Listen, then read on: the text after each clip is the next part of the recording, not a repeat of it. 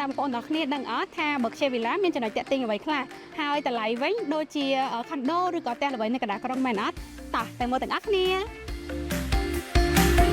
សូមស្វាគមន៍មកកាន់ Berkshire Villa របស់ Boray William ចំណុចដែលខុសប្លែកពីគេនោះគឺ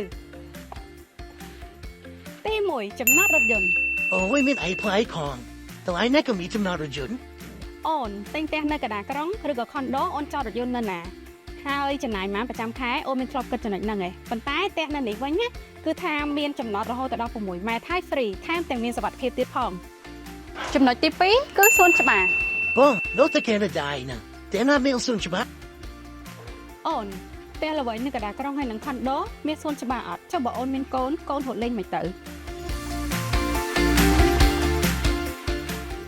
ចូលមកខាងក្នុងផ្ទះធំទូលាយស្លាស់ល្អហើយមានកន្លែងទូភ្ញៀវស្រស់ស្អាតបែបនេះផ្ទះបាយទំនើបធំបែបនេះតើកន្លែងផ្សេងមានអត់កន្លែងហ្នឹង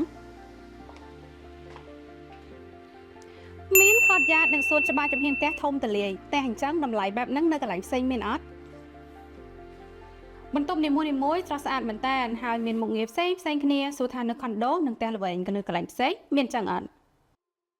បងហើយទីតាមឯងឆ្ងាយម៉ាំងខ្ញុំជិះមិនហត់ទេ អូនទីតាំងឆ្ងាយដោយសារអូនអត់ទាន់ស្គាល់ទីតាំងបបងគឺនៅជាប់ជាមួយនឹងផ្លូវ30ម៉ែត្រជិតវត្តភ្នៀត ហើយអាមកចេះទីតាំងកន្លែងមកឯងចិត្តវត្តរហូតចឹង អូនទីតាំងល្អនៅជិតតំបន់អភិវឌ្ឍបឹងតមោកហើយផ្លូវមហាវិថីឈ្នះហើយកាន់តែងាយស្រួលពេលដែលអូនធ្វើដំណើរទៅខាងសានស្តុកណាមួយទៀតគឺពេលដែលអូនទៅកំពង់សោមភ្នំពេញអីក៏កាន់តែស្រួលដែរព្រោះដោយសារនៅជិតផ្លូវលបឿនលឿនភ្នំពេញបរសៃហនុហ្មង អូខិនចាំសោះទៅដល់តែជិន កុំភ្លេចជួបគ្នាឆាប់ៗនៅ Boray William វីដេអូថ្ងៃហ្នឹងគឺមានតែប៉ុណ្្នឹងឯងកុំភ្លេចរងចាំទស្សនាវីដេអូក្រោយទៀត